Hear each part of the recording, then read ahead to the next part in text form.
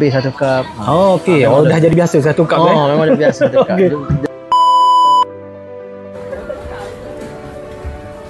Kita kena handle estate. Ni ya. Yang cheese kan biasa.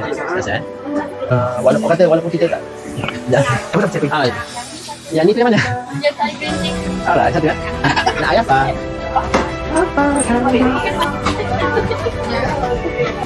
Green tea biasa ke cheese?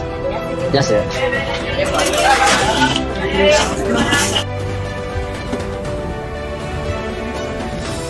Lebih satu cup. Alhamdulillah lebih satu cup.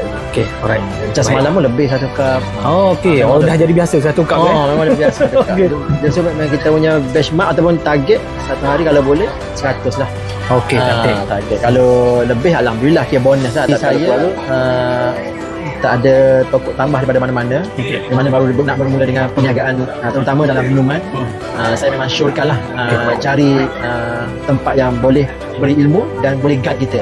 Bukan hanya beri ilmu semata-mata tapi boleh guide lah sampai sekarang kita. So saya sampai sekarang pun walaupun saya dah sebulan kenal dengan akademik Smoothie, so saya masih berinteraksi ataupun masih berhubung dengan cikgu. Saya masih bertanya. So mereka pun masih ada respon pada saya. So saya bersyukur sangat-sangat. Alhamdulillah lah. Baik.